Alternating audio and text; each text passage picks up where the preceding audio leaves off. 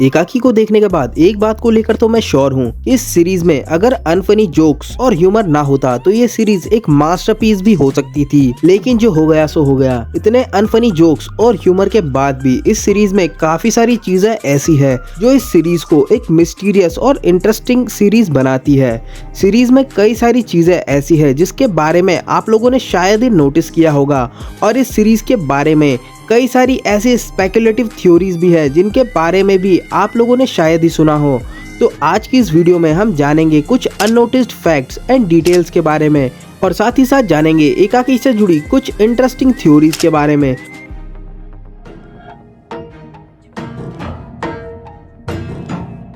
तो सबसे पहले बात कर लेते हैं सीरीज में छुपे हुए कुछ मूवी के हिंट्स के बारे में। इसमें सबसे पहले ही कलाईरासी मूवी का पोस्टर दिखाया जाता है, जो कि 60s की एक मूवी का पोस्टर है जिसमें कि कुछ एलियंस पृथ्वी पर आते हैं और आर्टिस्ट्स को अबडक्ट करते हैं जिससे कि वो अपनी स्पीशीज को उस आर्ट और कल्चर को सिखा सके। इसके बाद सीरीज में नोप मूवी के कॉन्सेप्ट से भी इंस्पिरेशन ली गई है, लेकिन सबसे ज्यादा inspiration under the dome series से ली गई है, जिसका प्रीमाइसिस काफी हद तक इससे मेल खाता है, जहां एक एलियन स्पीशीज एक पूरे टाउन को एक डोम में कैद कर देती है और उसके बाद एक एक करके खुलते हैं कई सारे राज, जिन्हें जानने के लिए अगर आप लोग चाहें तो आपके लिए अंडर द डोम सीरीज का एक्सप्लेनेशन भी हम बना देंगे, लेकिन उसके लिए आपको बस कमेंट करना है। अब सीरीज में एक सवाल ऐसा है जो काफी सारे लोगों के मन में होगा कि आखिर इन सब घटनाओं के पीछे है कौन, और कई लोगों का ध्यान कार्तिक की तरफ भी गया होगा और इसके काफी ज्यादा चांसेस हैं कि इन सब के पीछे कार्तिक हो। अब हमें ये तो पता है कि इन सारी घटनाओं के पीछे एलियंस है,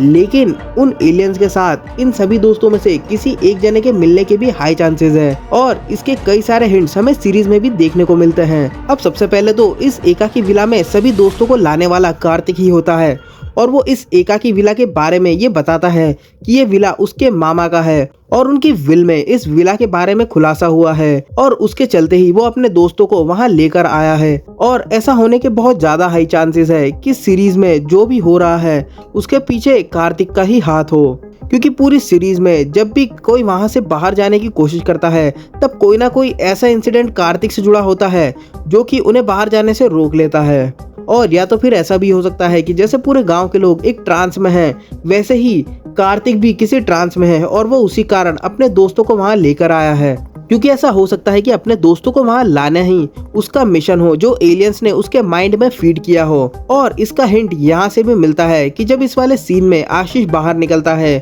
और एकदम से सुबह से रात हो जाती है और ये डरावना सा चेहरा उसके सामने आता है और वो फिर से नींद से उठ जाता है। ऐसा हो सकता है कि इस सीन में कार्तिक उस ट्रांस को तोड़कर बाहर आने ही वाला होगा, उसके माइंड का फैक्ट्री रीसेट हो जाता है और वो फिर अपने मिशन की ओर आगे बढ़ता है। कार्तिक के ट्रांस में होने का हिंट एक और भी है जो शायद ही आपने नोटिस किया हो। जब एकाकी का फर्स्ट पोस्टर आया था तब उसमें कार्तिक की आंखें भी ब्लैक ही थी, जैसा कि उन गांव के लोगों की थी, और अगर देखा जाए तो ये या तो एक हिंट है कि आगे जाकर कार्तिक भी ट्रांस में जाने वाला है, या फिर ये एक बहुत ही बड़ा स्पॉइलर है कि ऐसा हो सकता है शायद कार्तिक खुद ही ट्रांस में है और एलियंस के साथ मिला हुआ है, या फिर एलियंस के कंट्रोल में है। या ऐसा भी हो सकता है कि कार्तिक ने खुद ही वॉलंटरीली एलियंस के साथ मिलकर काम करने के लिए एग्री किया हो, जिससे हो सकता है एलियंस उसे कुछ पावर्स या कुछ रेयर एलिमेंट या फिर कुछ और इनकी डील हुई हो। और इस वाले सीन में कार्तिक की स्ट्रेंथ भी मैनिपुलेशन दिखाई जाती है और कई जगह उसने इजीली लोगों को मैनिपुलेट भी किया था। और ऐसा हो सकता है कि प्रायोरिटी लिस्ट बनाते टाइम भी उसने नंबर 1 पर पिंकू को ऐड किया और नंबर 2 पर खुद को ऐड किया, जिससे कि जब सब एक एक करके खत्म या एब्डक्ट होने लग जाए तब एंड में सिर्फ वो और पिंकू बचेंगे, जिसे वो इजीली मैनिपुलेट करके खुद बच निकलेगा। और कोई कितना भी बकचोदी क्यों ना करे, लेकिन अपने ही दोस्तों को पका के खाने की बात तो मजाक में भी नहीं सोच सकता, विच मीन शायद कार्तिक ह्यूमन ईटर भी हो सकता है जो समय आने पर अपने दोस्तों को भी खा सकता है। खैर मजाक से हटके एपिसोड 1 में कार्तिक अपने दोस्तों को बताता है कि उसे विला के बारे में एक हफ्ते पहले ही खुली हुई विल से पता चलता है, लेकिन इस ड्रोन वाले सीन में वो कच्चे रास्ते के बारे में बात करता है जो उसके मामा ने उसे बताया था। तो अगर इस विला के बारे में उसे एक हफ्ते पहले ही पता चला और ना ही वो पहले कभी अंबोरा विलेज आया और ना ही उसके मामा ने पहले कभी उसे इस विला के बारे में बताया, तो फिर कच्चे रास्ते के बारे में उसे किसने बताया और उसे कैसे पता?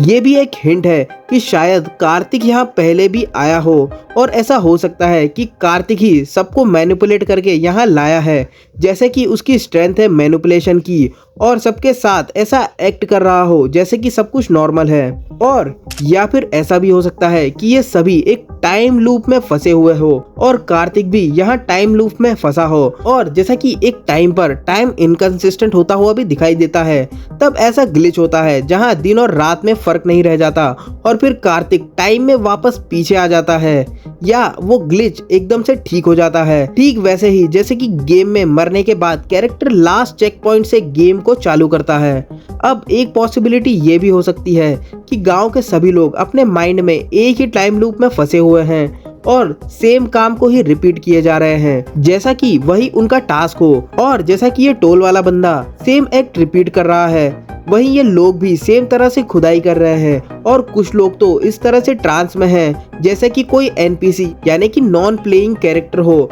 जो गेम्स में होते हैं पर उनका मेन प्लॉट से कोई लेना देना नहीं होता। और ये सारे ही कैरेक्टर्स तभी मूवमेंट करते हुए दिखाई देते हैं जब मेन कैरेक्टर इनके आसपास आते हैं, वरना अननोटिस्ड खड़े रहते हैं। अब सीरीज में कई सारी जगह ये हिंट भी दिया जाता है कि अंबोरा में टाइम एक अलग तरह से एक्ट कर रहा है, जैसे कि दिन से रात हो जाना, फोन कॉल 00 पर स्टक हो जाना और सभी गांव वालों का एक ट्रांस और लूप में फंसा होना। अब ऐसा होने की प्रोबेबिलिटी बहुत हाई है कि अंबोरा में एलियंस एक्सपेरिमेंट किया करते हैं, इसीलिए वहाँ लाइट फ्लिकर होती है और नेटवर्क नहीं मिलता। और इन सभी का कारण हाई इलेक्ट्रोमैग्नेटिक इंटरफेरेंस है, जो कि इस बात से भी प्रूव होता है कि अंबोरा जिस डोम में है वहाँ का टाइम एक अलग तरह से ही एक्ट करता है। और जैसा कि हमने बताया कि इसका रीजन इलेक्ट्रोमैग्नेटिक वेव्स हो सकती है, क्योंकि हाई इलेक्ट्रोमैग्नेटिक वेव्स या इंटरफेरेंस होने से कॉल डिसरप्ट होते हैं, नेटवर्क नहीं मिलता, लाइट्स फ्लिकर होती है और इलेक्ट्रॉनिक इक्विपमेंट्स जैसे कि मोटर भी खराब हो जाती है और रेडियो फ्रीक्वेंसी वाले डिवाइसेस जैसे कि रेडियो भी फ्लिकर करने लगते हैं। और रेडियो पर भी जब ये न्यूज चलती है तो उसमें भी एलियंस का जिक्र हमें सुनने को मिलता है। सीरीज में हमें यूएफओ भी देखने को मिलता है जो सिर्फ हर एक लिविंग बींग्स को ही उठाता है जिन पर वो एक्सपेरिमेंट करना चाहता है और नॉन लिविंग थिंग्स को वो वहीं पर छोड़ देता है। नोक मूवी में जहाँ से एकाकी का इंस्पिरेशन लिया गया है, वहाँ पर भी एक ऐसा एलियन बीइंग होता है जो ह्यूमंस को अबडक्ट करता है और उन पर फीड करता है। और ऐसा हो सकता है कि यहाँ पर एलियंस ह्यूमन पर नहीं बल्कि उनके इंटेलिजेंस पर फीड कर रहे हों और उसके बाद उन्हें ट्रांस में डालकर छोड़ देते हैं। और ऐसा हो सकता है कि सारे एक्सपेरिमेंटेड लोगों को ट्रांस में डालकर अंबोरा में ऐसे छोड़ रखा है जिससे कि वो गांव एकदम नॉर्मल लगे। और जैसे कि अंडर द डोम सीरीज में भी दिखाया जाता है कि एक पूरे टाउन को कैसे एक एलियन डोम में कैद कर देता है और फिर उन पर एक्सपेरिमेंट्स किए जाते हैं, कैसे वहाँ रहने वाले लोग लेस रिसोर्सेज में सरवाइव करते हैं और उन एलियन एंटिटीज को डिफीट करते हैं। ऐसा हो सकता है कि लास्ट में कार्तिक और उसके दोस्त उस डोम से बाहर आ जाए, या फिर इस सीरीज की एंडिंग थोड़ी डार्क भी हो सकती है जहां सभी लोग एलियंस के जरिए एक मैट्रिक्स में कैद कर दिए जाए। तो आपका इस बारे में क्या कहना है कमेंट करके जरूर बताएं। और टाइम ट्रेवलिंग और उसकी थ्योरीज के बारे में जानने के लिए आप आई बटन पर क्लिक करके हमारी वीडियो चेकआउट कर सकते हैं। तो आज के लिए बस इतना ही, मिलते हैं नेक्स्ट वीडियो में। Till then stay safe, stay healthy, जय हिंद, वंदे मातरम।